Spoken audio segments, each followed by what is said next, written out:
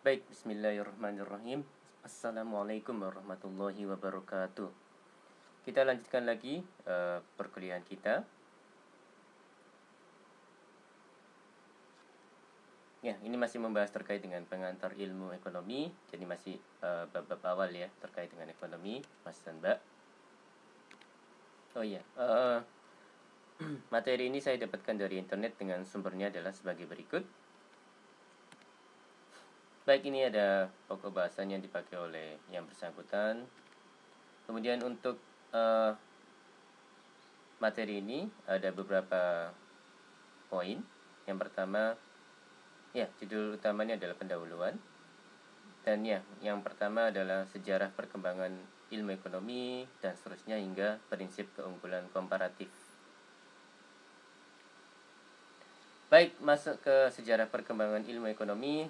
Ilmu ekonomi sebagai ilmu sosial berhubungan erat dengan tingkah laku manusia. Interaksi antara pedagang atau penguasa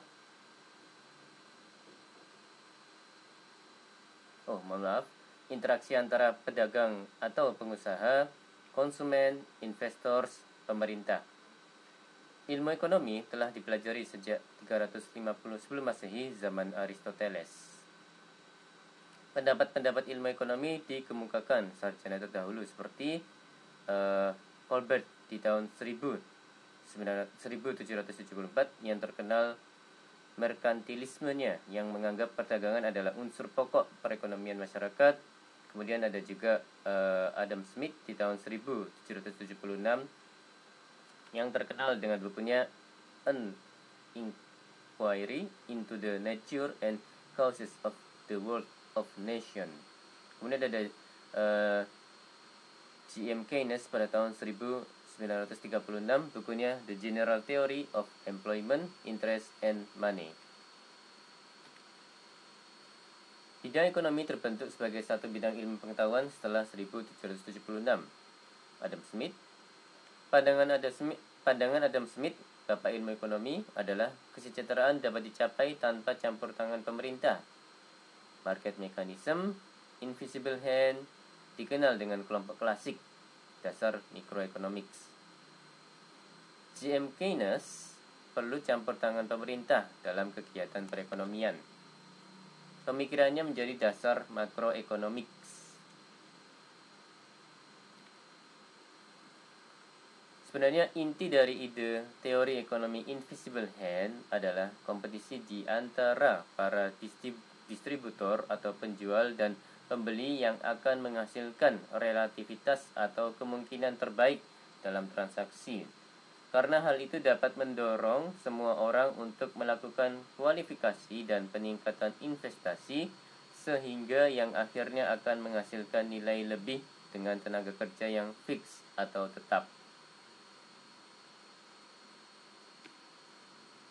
Baik, berikut adalah perbandingan dasar pemikiran menurut klasik dan Keynes. Untuk yang kolom sebelah kiri adalah klasik, yang kolom sebelah kanan adalah Keynes. Jadi untuk yang klasik, poin-poinnya adalah tidak perlu campur tangan pemerintah dalam kegiatan perekonomian. Yang kedua, kalaupun ada campur tangan pemerintah, maka kegiatan pemerintah hanya dibatasi pada pertahanan dan keamanan, hukum dan peradilan, penyediaan prasarana umum yang tidak dapat disediakan oleh swasta. Sedangkan untuk poin-poin Keynes adalah perlu adanya campur tangan pemerintah dalam kegiatan perekonomian. Yang kedua, campur tangan pemerintah bertujuan untuk mengatasi penyakit ekonomi, yaitu pengangguran, pertumbuhan ekonomi, dan inflasi. Oke, baik, masuk ke pengertian ilmu ekonomi. Menurut Paul Samuelson, kajian mengenai ilmu ekonomi adalah kajian mengenai bagaimana masyarakat memilih untuk menggunakan sumber daya produksi yang langka di antara berbagai alternatif kegunaannya untuk memproduksi berbagai jenis komoditi dan mendistribusikannya di antara berbagai kelompok. Menurut Winnicott, ilmu ekonomi adalah ilmu yang mempelajari bagaimana masyarakat dapat memenuhi kebutuhan hidupnya. Dan seterusnya ya. Semua definisi tersebut pada dasarnya memiliki pengertian yang cenderung sama.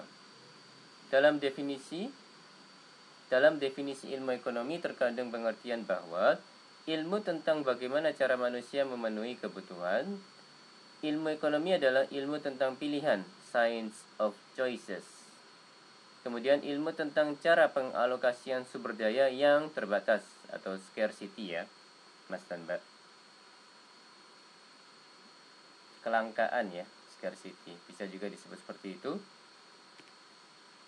Oke, baik. Masuk ke pembagian ilmu ekonomi. Ada ilmu ekonomi makro, yaitu studi tentang perekonomian secara keseluruhan, agregat, pendapatan nasional, investasi nasional, produksi nasional, dan sebagainya. Kemudian ada ilmu ekonomi mikro, yaitu teori yang mempelajari bagaimana sebuah rumah tangga atau perusahaan secara individu membuat berbagai keputusan ekonomi. Merupakan pemecahan dari variabel-variabel ekonomi makro, merupakan teori harga yang mempelajari sumber daya yang terbatas jumlahnya sehingga diperlukan adanya suatu alternatif. Mengapa kita belajar ilmu ekonomi, Mas Tante? Kalau di slide ini ada 2 poin. Manusia mempunyai berbagai macam kebutuhan, baik berupa barang maupun jasa. Barang dan jasa mempunyai sifat kegunaan, utility, dan kelangkaan, scarcity.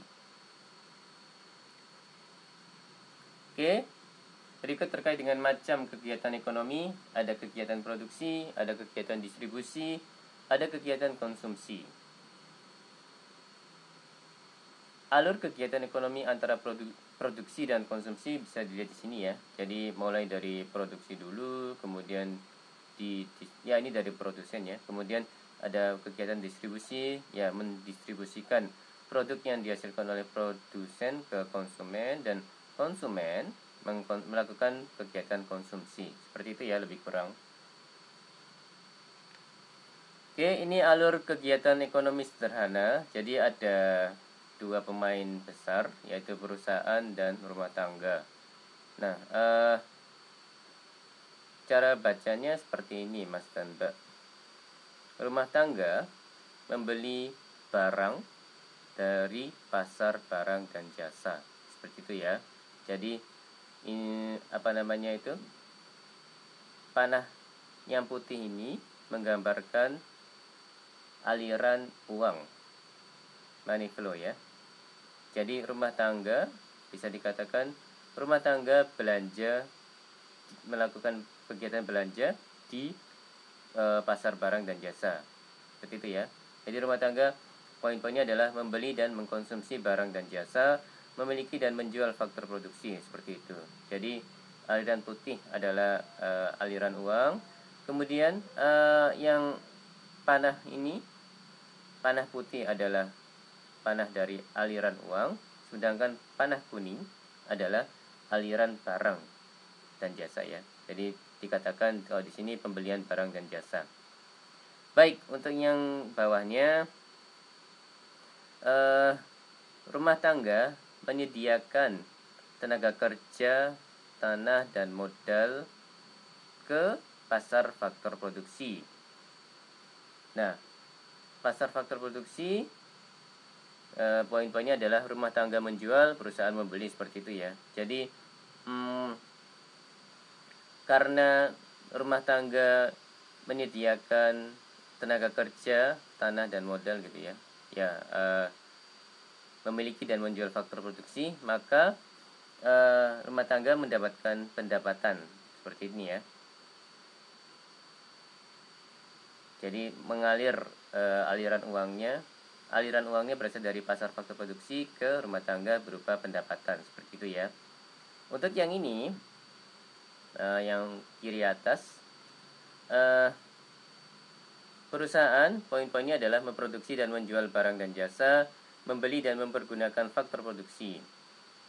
Nah, perusahaan menjual barang dan jasa ke pasar barang dan jasa, seperti itu ya. Jadi aliran barang dan jasanya berasal dari perusahaan ke pasar barang dan jasa. Sedangkan aliran uangnya berasal dari pasar barang dan jasa ke perusahaan berupa penerimaan untuk perusahaan ya. Seperti itu cara bacanya Mas dan Mbak, lebih kurang. Kemudian perusahaan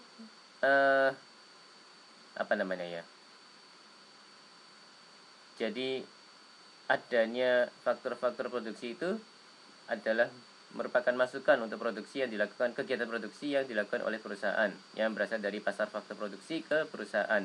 Jadi aliran barang dan jasanya mengalir dari pasar faktor produksi ke perusahaan.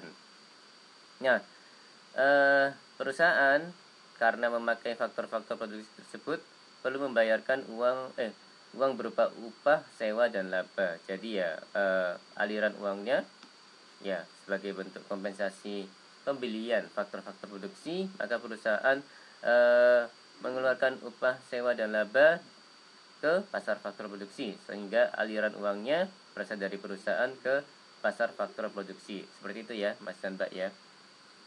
Jadi di pojok kanan bawah ini ada penjelasan juga. Kalau yang panah kuning adalah aliran barang dan jasa, kemudian yang panah putih adalah aliran uang. Apa itu faktor produksi? Ada beberapa ya. Yang pertama labor, tenaga kerja, bukan sekadar jumlah orang, juga termasuk waktu manusia yang digunakan untuk bekerja atau untuk proses produksi dengan segala keragaman keahlian mereka. Ada juga land atau lahan, bukan hanya sekadar sebidang tanah, mencakup juga hal-hal yang terkandung di dalamnya dan di atasnya yang menyebabkan manusia dapat memproduksi sesuatu dengan menggunakan semua yang ada di dalam, termasuk biji logam, minyak mentah, kesuburan tanah, dan bahan baku lainnya. Ada juga kapital modal sebagai sarana produksi bangunan, mesin, kendaraan angkutan, peralatan pertukangan, dan lain-lainnya.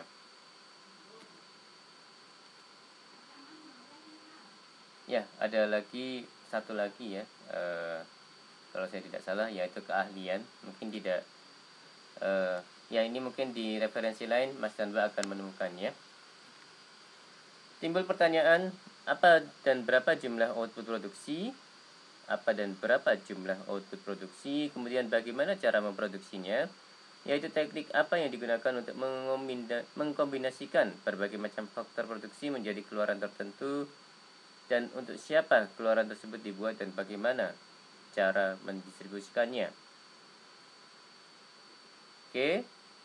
Kemudian ada konsep terkait dengan production possibility frontier atau batas kemungkinan produksi. Jadi production possibility frontier, batas kemungkinan produksi, poin-poinnya adalah produksi tergantung pada faktor produksi, sumber daya yang ada, dan teknologi. Produsen harus memutuskan seberapa banyak sumber daya mereka yang terbatas untuk menghasilkan produksinya. Misalnya dibatasi 2 jenis output produksi. Contoh, bisa memproduksi kain dan mobil. Seperti itu ya Mas dan Mbak ya. Jadi ini ada contoh dari pemaparan yang terkait dengan production possibility frontier berupa tabel ini ya Mas dan Mbak ya. Jadi ada 6 kemungkinan. Kalau yang ini kolom kedua itu kain, produksi kain. Yang kolom ketiga adalah mobil, produksi mobil. Kalau kain unitnya adalah ratus ribu meter. Kemudian kalau mobil unitnya adalah 1000 unit. Jadi misalnya yang E ini, kemungkinan E ini menghasilkan 400.000 meter kain dan 5.000 unit mobil. Seperti itu ya Mas dan Mbak ya. Jadi ya anggaplah perusahaan bisa memproduksi 2 produk gitu ya. Jadi kain dan mobil, dan kombinasi dari produksinya, hasil produksinya bisa dilihat di tabel ini. Seperti itu Mas dan Mbak.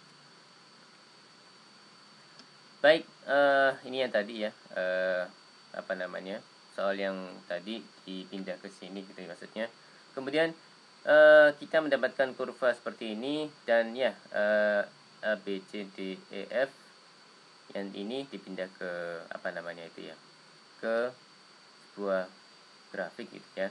Nah, konsep dari production possibility frontier bisa dilihat dari garis ini ya Mas dan Mbak ya. Jadi ada 2 titik U dan V. Nah, garis atau area yang ada di garis ini dan di dalamnya yang bagian ini ya, itu adalah area-area yang memungkinkan untuk diproduksi. Nah, sedangkan area yang di luar garis ini itu adalah area-area yang tidak bisa dipakai atau dengan kondisi sekarang tidak bisa memproduksinya. Jadi menggunakan dua contoh ini, titik U dan V. Untuk di titik U, perusahaan bisa memproduksinya karena ada di dalam sini. Nah, kalau yang V ini tidak bisa karena ada di luar garis ini ya. Seperti itu Mas dan Mbak. Tentu yang di titik A, B, C, D, E, F ini perusahaan bisa memproduksinya. Seperti itu. Oke, masuk ke pengertian dasar dalam ekonomi normatif dan ekonomi positif. Analisis normatif menganalisis ekonomi kemakmuran, welfare economics, berdasarkan kerangka analisis yang melihat suatu permasalahan berdasarkan apa yang seharusnya terjadi. Misal, pengangguran harus rendah, distribusi pendapatan harus merata, seharusnya tidak ada rakyat miskin, dan lain sebagainya. Itu normatif ya. Nah, analisa positif melihat permasalahan pada apa yang sesungguhnya terjadi dalam perekonomian. Misal, tingkat pengangguran di Indonesia tahun 2007 adalah 40 juta jiwa. Seperti itu ya. Jadi, faktanya seperti apa? Ya, semoga saya nggak salah. Barang ekonomi dan barang bebas. Barang ekonomi yaitu barang yang untuk mendapatkannya memerlukan pengorbanan atau harga. Sedangkan barang bebas untuk mendapatkannya tidak memerlukan pengorbanan. Jadi, contoh barang ekonomi ya beras gitu ya. Seseorang ingin membeli beras, maka harus berkorban, yaitu dengan mengeluarkan uang untuk membayar membeli beras dengan harga tertentu. Seperti itu ya Mas dan Mbak. Nah, barang bebas contohnya ya udara, sinar matahari, seperti itu ya. Oke, masuk ke analisis equilibrium parsial dan analisis equilibrium umum. Analisis equilibrium parsial membahas pasar secara individu dalam pembentukan harga dan jumlah barang dan jasa. Mikroekonomi.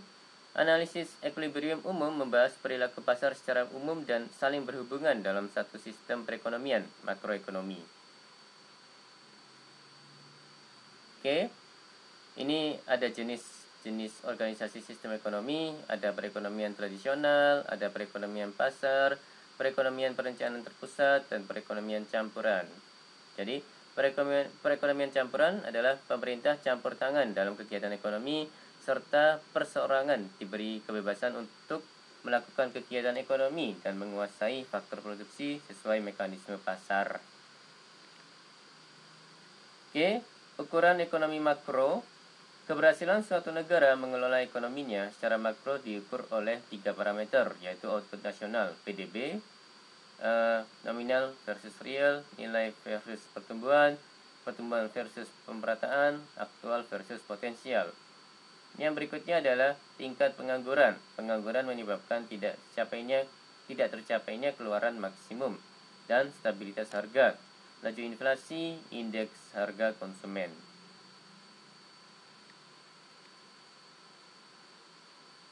Ya, ini komponen-komponen ekonomi makro tadi sudah dibahas ya terkait dengan hal ini, dan sedikit ya. Jadi ada tambahan ini bagian pemerintah dan ada luar negeri gitu ya. Jadi sebutannya adalah diagram aliran sirkuler atau model diagram aliran sirkuler ya Mas dan Mbak ya. Model visual perekonomian. Jadi dimodelkan dengan menggunakan perekonomian dimodelkan dengan menggunakan diagram aliran sirkuler. Seperti itu Mas dan Mbak. Jadi ada pemerintah. Untuk yang ini ya, komponen-komponen ekonomi makro ada tambahan pemerintah dan luar negeri. Seperti itu Mas dan Mbak. Oke, prinsip keunggulan komparatif. Contoh kasus peternak dan petani. Ya, mari kita bahas. Ada beberapa poin. Pengertian keunggulan absolut, biaya oportunitas dan keunggulan komparatif, serta keunggulan komparatif dan perdagangan. Oke, teori keunggulan absolut, ya, Adam Smith, bahwa setiap negara akan memperoleh manfaat perdagangan internasional apabila melakukan spesialisasi pada produk yang mempunyai efisiensi produksi lebih baik dari negara lain dan melakukan perdagangan internasional dengan negara lain yang mempunyai kemampuan spesialisasi pada produk yang tidak dapat diproduksi di negara tersebut secara efisien. Sedangkan teori keunggulan komparatif, theory of comparative advantage, merupakan teori yang dikemukakan oleh David Ricardo. Menurutnya, perdagangan internasional terjadi bila ada perbedaan keunggulan komparatif antar negara. Ia berpendapat bahwa keunggulan komparatif akan tercapai jika suatu negara mampu memproduksi barang dan jasa lebih banyak dengan biaya yang lebih murah daripada negara lainnya. Sebagai contoh, Indonesia dan Malaysia sama-sama memproduksi kopi dan timah. Indonesia mampu memproduksi kopi secara efisien dan dengan biaya yang murah, tetapi tidak mampu memproduksi timah secara efisien dan murah. Sebaliknya, Malaysia mampu dalam memproduksi timah secara efisien dan dengan biaya yang murah, tetapi tidak mampu memproduksi kopi secara efisien dan murah. Dengan demikian, Indonesia memiliki keunggulan komparatif dalam memproduksi kopi. Seperti itu ya, Mas dan Mbak ya.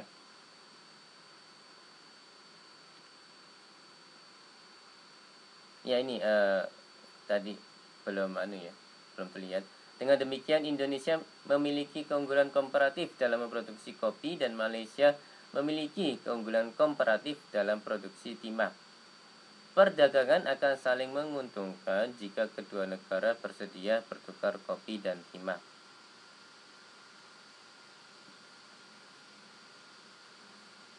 Kisah petani dan peternak masih menyisakan tanda tanya keunggulan komparatif. Keunggulan absolut, peternak dapat menghasilkan 1 kg kentang dalam waktu hanya 8 jam, sedangkan si petani memerlukan waktu 10 jam. Peternak mampu menghasilkan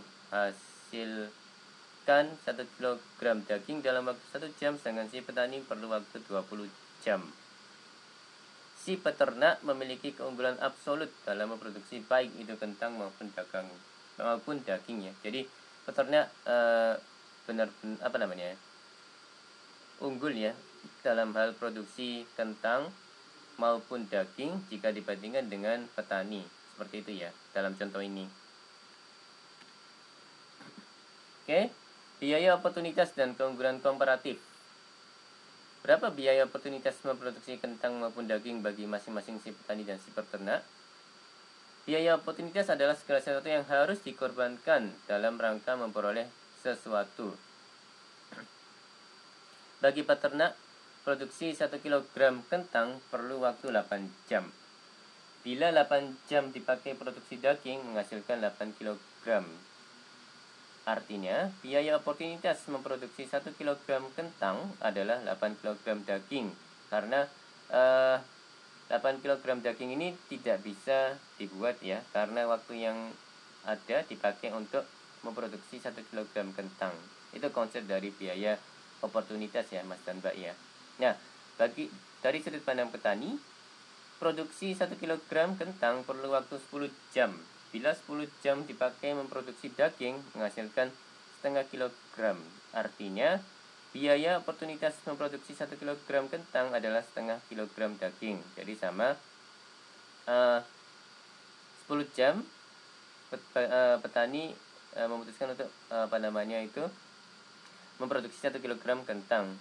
Dan jika dipakai untuk memproduksi daging akan bisa menghasilkan setengah kilogram daging. Dan jadi karena 10 jam itu dipakai untuk memproduksi kentang, maka dagingnya tidak bisa dihasilkan. Jadi itu biaya yang harus dikorbankan dengan memproduksi kentang ya, dari sudut pandang petani, Mas dan Mbak. Demikian juga untuk produksi daging, bagi peternak biaya oportunitas produksi 1 kg daging adalah 1/8 kg kentang. Bagi petani, biaya oportunitas produksi 1 kg daging adalah 2 kg kentang. Para ekonom menggunakan istilah keunggulan komparatif untuk menyebut biaya oportunitas bagi kedua produsen tersebut.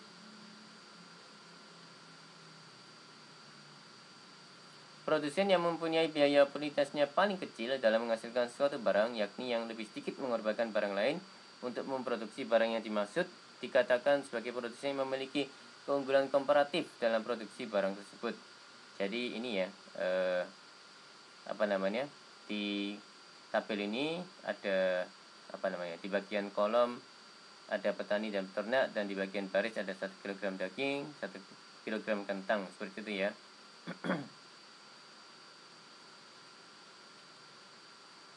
Keunggulan komparatif dan perdagangan. Ya, ini kasus usulan si peternak. Petani dapat memperoleh 3 kg daging dengan hanya melepas 1 kg kentang. Berarti harga 1 kg daging sama dengan sepertiga kg kentang. Harga ini jauh lebih murah ketimbang biaya oportunitas 1 kg daging, yakni 2 kg kentang. Peternak dapat membeli 1 kg kentang dengan 3 kg daging. Harga ini jelas menguntungkan karena lebih murah dibanding biaya oportunitas 1 kg kentang, yakni 8 kg daging.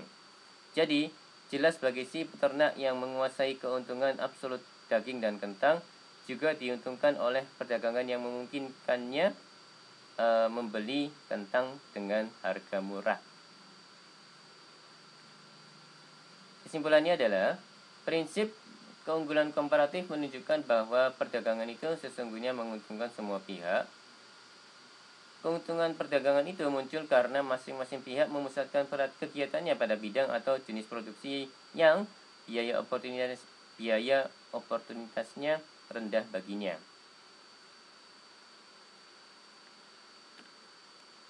Oke, rangkuman. Ilmu ekonomi adalah ilmu tentang pilihan, ilmu tentang cara pengalokasian sumber daya yang terbatas, ilmu tentang bagaimana cara memenuhi kebutuhan. Kegiatan utama dalam ekonomi ada 3, yaitu produksi, distribusi, dan konsumsi. Produksi merupakan suatu proses kegiatan untuk menghasilkan barang dan jasa, output, dengan menggunakan satu set faktor produksi, input. Konsumsi merupakan suatu kegiatan untuk memanfaatkan fungsi suatu barang ataupun jasa. Sedangkan distribusi merupakan suatu kegiatan penyaluran atau penyampaian barang dan jasa dari produsen kepada konsumen atau sebaliknya. Organisasi ekonomi dapat dibedakan menjadi 4 bentuk, yakni perekonomian tradisional, perekonomian pasar, perekonomian perencanaan terpusat, dan perekonomian campuran. Oke, 2 model ekonomi sederhana yakni diagram alur kegiatan ekonomi sederhana dan batas kemungkinan produksi. Bidang ekonomi dibagi dalam 2 subbidang, yakni makroekonomi dan mikroekonomi. Makroekonomi mengkaji kekuatan dan kecenderungan yang mempengaruhi perekonomian secara keseluruhan. Mikroekonomi mengkaji pengambilan keputusan oleh rumah tangga dan perusahaan dan interaksi antara rumah tangga dan perusahaan di pasaran. Setiap orang mengkonsumsi barang dan jasa yang diproduksi oleh orang-orang lain, baik itu yang tinggal di negaranya sendiri maupun yang berada di negara-negara lain. Interdependensi dan perdagangan diinginkan karena keduanya memungkinkan setiap orang menikmati barang dan jasa dalam jumlah dan variasi yang jauh lebih banyak. Oke, ada 2 cara membandingkan kemampuan 2 orang dalam memproduksi suatu barang. Orang yang dapat menghasilkan barang dengan input lebih sedikit dikatakan memiliki keunggulan absolut dalam memproduksi jenis barang tersebut. Sedangkan orang yang menanggung biaya oportunitas atau opportunity cost lebih kecil dalam menghasilkan barang itu dikatakan memiliki keunggulan komparatif. Keberadaan keuntungan perdagangan sesungguhnya bertolak dari keunggulan komparatif, bukan keunggulan absolut.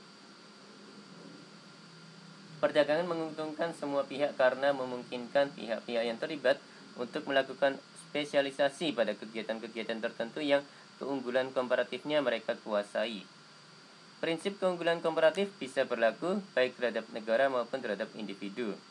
Para ekonom lazim menggunakan konsep keunggulan komparatif ini untuk menganjurkan dilakukannya perdagangan bebas antar negara. Oke, masuk ke prinsip-prinsip dasar. Yang dimaksud prinsip dasar ekonomi adalah patokan perilaku ekonomi dalam perekonomian yang mengarahkannya bertindak dan berkesesuaian dengan apa yang diharapkan oleh pelaku ekonomi tersebut dalam mengambil keputusan. Gregory Mankiw mengidentifikasikan 10 prinsip ekonomi yang dikelompokkan dalam 3 bagian, yaitu 4 prinsip yang melandasi keputusan tingkat individu, yaitu 1. Setiap individu harus melakukan trade-off, yaitu melakukan konsumsi atau produksi yang didasarkan pada pengurangan secara berarti konsumsi atau produksi satu barang untuk menambah konsumsi atau produksi barang lainnya. dengan daya beli atau biaya yang sama. Prinsip ini jelas mengajarkan pada pelaku agar selalu bertindak rasional, sebab pada kenyataannya setiap melakukan konsumsi selalu saja dibatasi dengan biaya anggaran yang dimiliki. Trade off ya, Mas dan Mbak. Kemudian biaya adalah apa yang dikorbankan untuk mendapatkan sesuatu. Orang rasional berpikir secara bertahap, serta pelaku ekonomi bereaksi terhadap insentif. Nah, yang kedua, 3 prinsip untuk interaksi. Perdagangan dapat atau harus menguntungkan semua pihak. Perdagangan dapat dalam kurung harus menguntungkan semua pihak. Pasar secara umum adalah wahana yang baik untuk mengorganisasikan kegiatan ekonomi pemerintah, dan berikutnya, pemerintah ada kalanya dapat memperbaiki hasil dari mekanisme pasar. Kemudian 3 prinsip cara bekerja perekonomian makro. Perekonomian makro agregatif. Yang pertama, standar hidup suatu negara bergantung kemampuannya dalam hal memproduksi barang dan jasa gitu ya, kalau saya nggak salah. Kemudian harga secara umum meningkat bila pemerintah mencetak uang terlalu banyak dan masyarakat menghadapi trade-off jangka pendek antara inflasi dan pengangguran. Jadi 10 prinsip ekonomi menurut N. Gregory Mankiw. Bagaimana kita membuat keputusan? Prinsip 1, kita selalu menghadapi trade-off. Peribahasa, there is no such thing as a free lunch. Kemudian prinsip 2, biaya ialah apa yang Anda korbankan untuk memperoleh sesuatu. Prinsip 3, orang rasional berpikir pada suatu margin. Prinsip 4, kita bereaksi terhadap insentif. Prinsip 5, perdagangan dapat menguntungkan semua pihak. Prinsip 6, ya ini terkait dengan bagaimana orang-orang berinteraksi. Prinsip 6, pasar secara umum adalah wahana yang baik untuk mengkoordinasikan kegiatan ekonomi. Prinsip 7, pemerintah ada kalanya dapat memperbaiki hasil-hasil mekanisme pasar. Nah, ini terkait dengan bagaimana suatu perekonomian secara keseluruhan bekerja. Prinsip 8, standar hidup di suatu negara tergantung pada kemampuannya memproduksi barang dan jasa. Prinsip 9, harga meningkat jika pemerintah mencetak uang terlalu banyak. Prinsip 10, masyarakat menghadapi trade-off jangka pendek antara inflasi dan pengangguran. Oke, ini jika ditulis dalam satu slide itu ya Mas dan Mbak ya. Jadi ada bagaimana kita membuat keputusan, bagaimana orang-orang berinteraksi, bagaimana perekonomian secara keseluruhan bekerja. 10 prinsip ekonomi dikelompokkan dalam 3 kelompok. Itu ya. 10 prinsip ekonomi dikelompokkan ke 3 kelompok, dan ini adalah penjabarannya dalam satu slide. Oke, ini referensi yang dipakai oleh di dalam PowerPoint ini.